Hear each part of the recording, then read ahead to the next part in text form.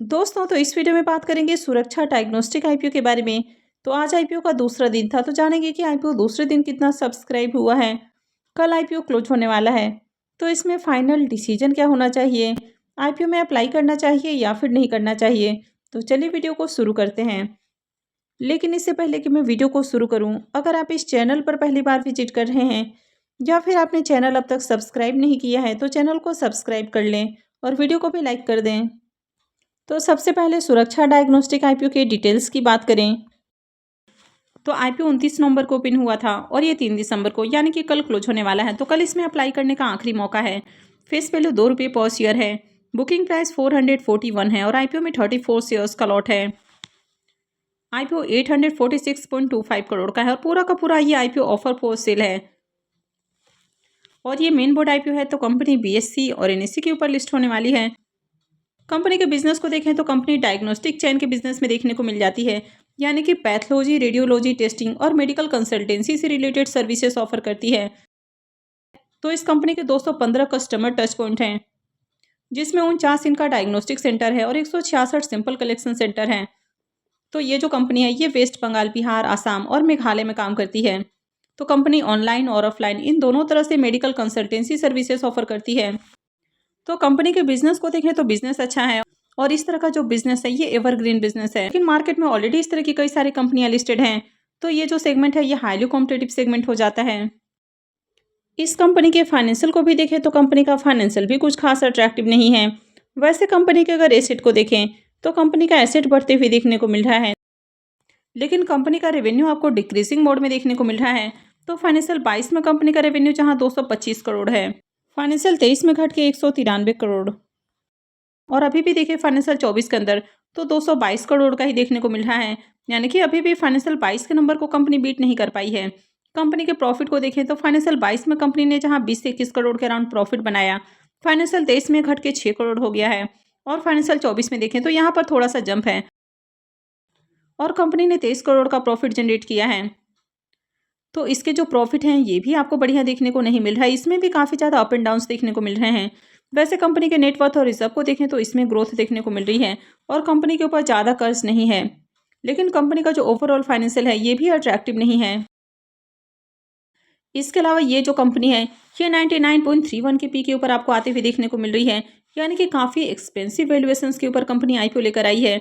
Company का price काफ़ी high रखा गया है और ये जो आईपीओ है ये पूरी तरह से ऑफर फॉर सेल है। तो यहाँ पर कई सारे नेगेटिव पॉइंट्स आपको देखने को मिल जा रहे हैं।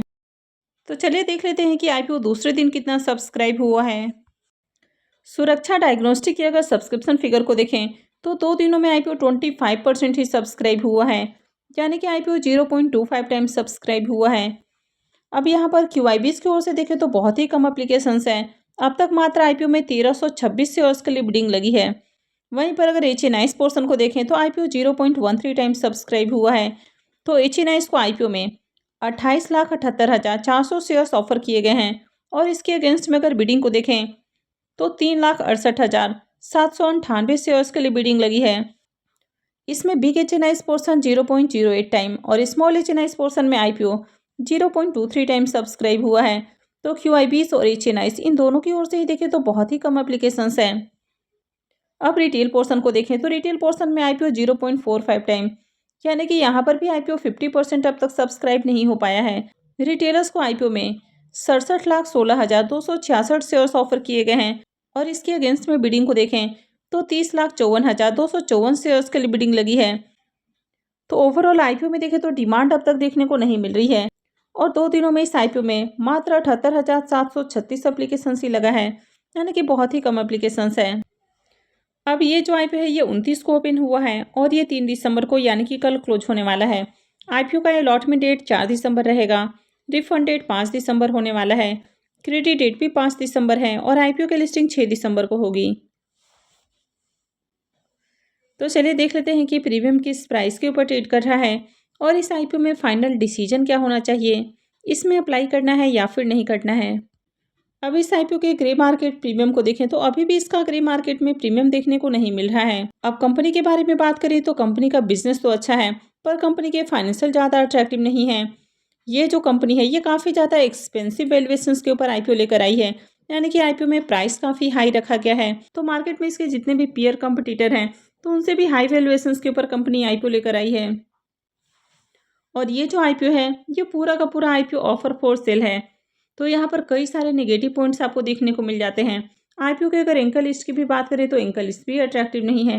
यानी कि ओवरऑल आईपीओ में देखें तो कहीं भी आपको पॉजिटिव कुछ भी देखने को नहीं मिल रहा है। और आईपीओ में देखें तो 2 दिनों में कुछ खास एप्लीकेशंस भी नहीं लगे हैं। 2 दिन में आईपीओ मात्र 25% ही सब्सक्राइब हुआ है।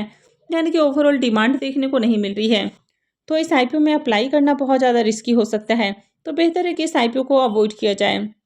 क्योंकि अगर आप इस तरह के आईपीओस में अप्लाई करते हैं तो इससे प्रॉफिट की जगह नुकसान ही होने वाला है। तो कभी भी अप्लाई करते समय आप ज़रूर इसके ग्रे मार्केट प्रीमियम को चेक करें।